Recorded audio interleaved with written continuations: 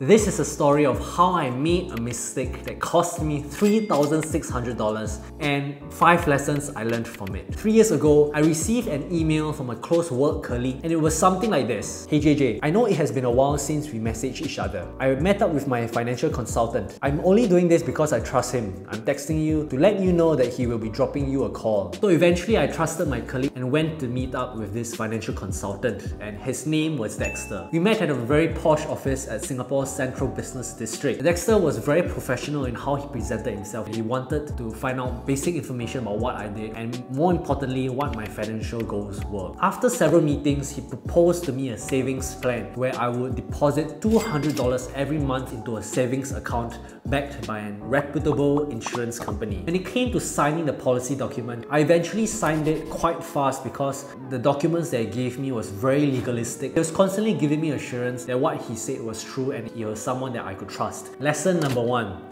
Read what you're signing. I was really a very gullible university student and could be easily convinced and persuaded of anything. Fortunately, what I signed was mostly accurate to what Dexter told me. Fast forward 3 years, I developed an interest in investing and I wanted to have a better understanding of it. I eventually turned to investing my time in investment books, and they all reaffirmed the fact that I made a bad investment decision, although I didn't really have much. I called Dexter and told him I wanted to cancel my policy. Eventually met him up at his posh office. He was still a very nice and professional guy, but there were certain things that ticked me off when I was conversing with him. Terms like index fund, annuities, ETF, S&P 500, STI, ES3. Dexter didn't know what all of those terms meant. Lesson 2.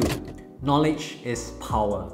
Having knowledge really cuts through everything. Here's a financial consultant who did not know any basic financial terms. He did try a little to convince me to keep my plan, but because I was already equipped with the knowledge of basic financial investing, I had already made up my mind. Fast forward 6 months, I had the impression that the initial capital that I've put into this savings account for the past 3 years will be deposited back into my current savings account. I messaged Dexter about it and this is what he replied to me. The record capital is forfeited because it's terminated within 5 years.